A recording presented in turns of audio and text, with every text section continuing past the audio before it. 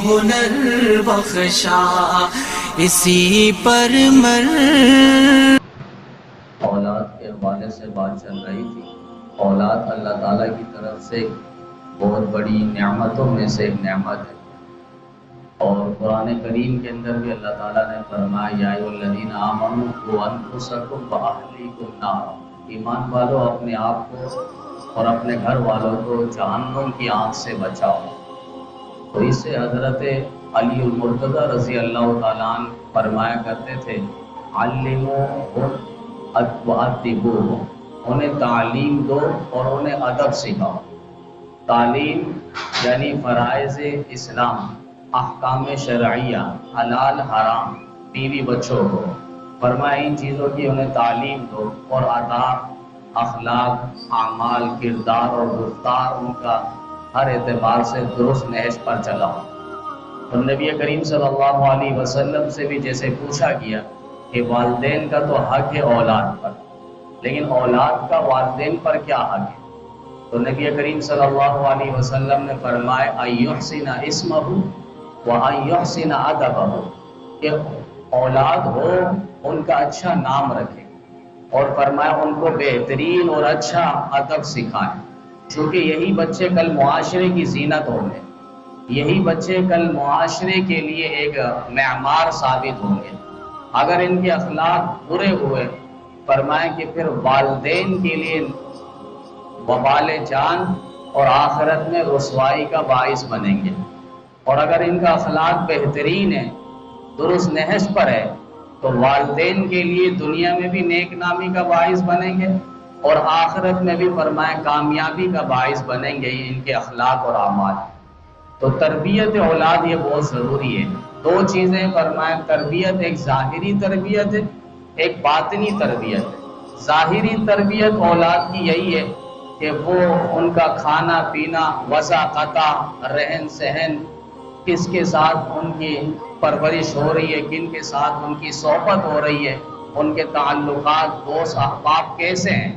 فرمائیے ظاہری تربیت ہے، ان پر نظر رکھنا، کڑی نظر رکھنا۔ اور دوسرا فرمائے باطنی تربیت، اندر عقیدہ، اخلاق، کردار، گفتار، اعمال فرمایا وہ بہترین ہو۔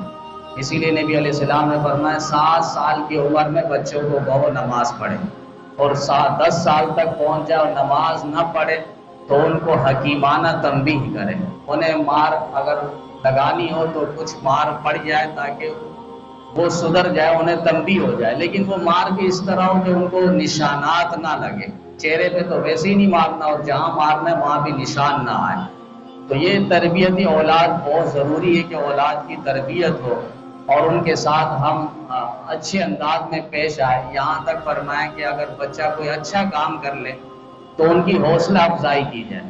انہیں کچھ گفٹ دے دے، کوئی چیز خرید کے لا کے دے دے، تاکہ ان کو آگے چل کے ایک کام کرنے کا، اچھا کام کرنے کا ایک جذبہ پیدا ہو جائے۔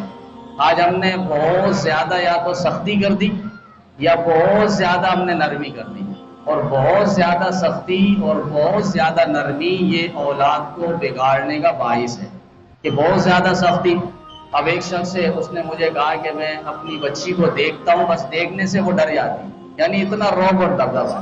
ہم نے کہا تم باپ ہو یا جن ہو کہ تم سے دیکھ کر وہ بچی اس قدر خوف پا رہی ہے، پتہ نہیں کون ہے کہ وہ آنکھیں دکھا رہا ہے، وہ سمجھ رہا ہے کہ میں بڑا تیر مار رہا ہوں، میری بچی مجھ سے اتنا ڈرتی ہے کہ میں بس ایک آنکھ دکھاؤں، یہ کام نہیں کرنا، وہ کام نہیں کرتی۔ تو ہم نے کہا تم تو باپ نہیں ہو، پھر کوئی جن اور کچھ اور لگتے ہو۔ ایک بہت بڑے معروف عالم دین ہے، وہ کہتے ہیں میں سعودیہ میں گیا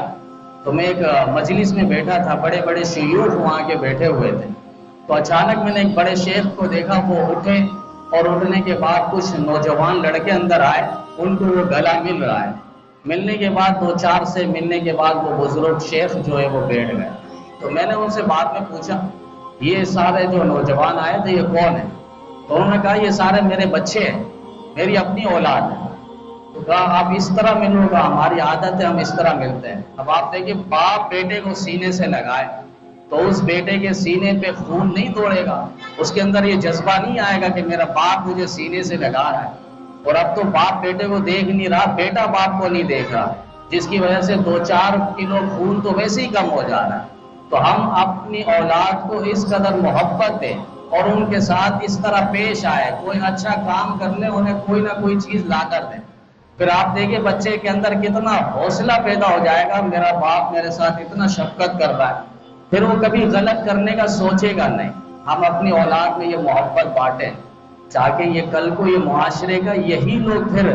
نگہبان بنیں گے، یہی معاشرے کو سدھاریں گے جب ان کی اخلاق بہترین ہو، اعمال بہترین ہو، کردار اور رفتار آئینہ دار ہو، تو پھر انشاءاللہ معاشرے کے اندر سے ساری برائیاں اور فتنہ فساد خود بخود ختم ہو جائے گی اور محبت پروان چڑھے گی۔ تو ضرورت ہے کہ ہم اپنے اولاد پر کڑی سے کڑی نظر رکھیں، ان کی صحبت میں، تربیت میں، اٹھنے میں، بیٹھنے میں،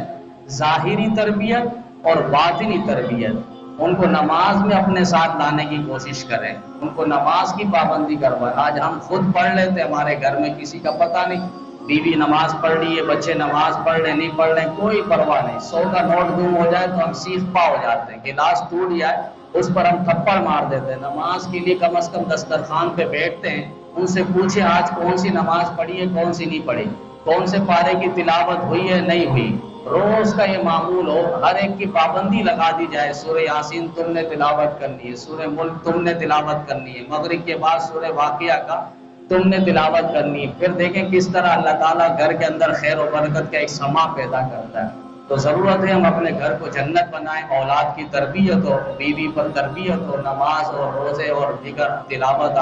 کی پابندی ہو۔ اللہ تعالیٰ ہم سب کو اولاد پر ہر اعتبار سے محبت اور شفقت کے ساتھ پیش آنے کی اور ان کی دینی تربیت کو اللہ تعالیٰ کرنے کی توفیق عطا فرمائے۔